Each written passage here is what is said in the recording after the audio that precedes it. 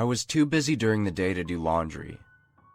That's what I told myself, but mainly, I just wanted some time out of the week to just be alone and unwind with my thoughts. The laundry room in the basement was always close to empty for the most part, save for a few college-goers in the early hours of the morning, so I always found myself there, squatting next to the spin cycle of my thoughts in the washer. Most of the time, I just pondered randomly and let my mind do its own white noise thing for a while.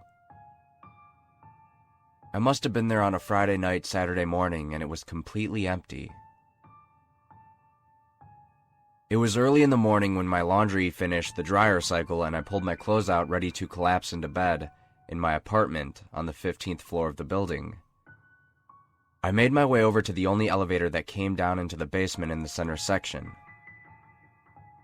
While waiting for the doors to open and with the help of the ceiling lamp, I started to read the notice board and the posters that advertised what was going on for the next month.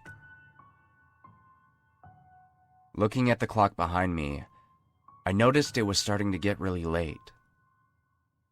Exactly 3 a.m. I really shouldn't keep doing this to my sleep schedule, I thought. I almost didn't hear the elevator doors open behind me. And if it weren't for the voice, I would have stepped in.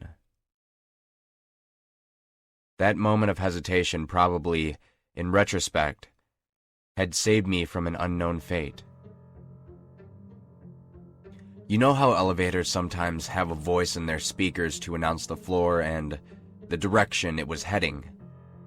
For example, if it was on the 3rd floor on its way down, it would say something like, "3rd floor, going down." The voice that spoke from the elevator came out many octaves lower and much slower than usual. Basement. Going down. I felt a wave of uneasiness wash over me. There was never, for as long as I've lived in the building, floors lower than the basement. I had never seen a button lower than B for basement in the elevator. I felt at that moment an extreme fear root my feet into place as I stood in front of the parted doors. The elevator doors usually shut after a few seconds, but they remained open for almost a complete minute, as if waiting for me to get in. When they finally closed, I had the impression it had given up for the time being. While not wanting to take the strange elevator, I also really was against the idea of climbing 15 flights of stairs with my laundry in tow at this hour. I decided to wait for the elevator to come back. It might have just been a faulty speaker, I rationalized. It was an old building. I suspected that maintenance hadn't caught on yet because nobody had noticed it at this hour. Surprised, I heard the sound of the elevator continuing down below the floor of the basement for an unknown number of floors before I heard the faint but unmistakable ding that signified the opening of the doors.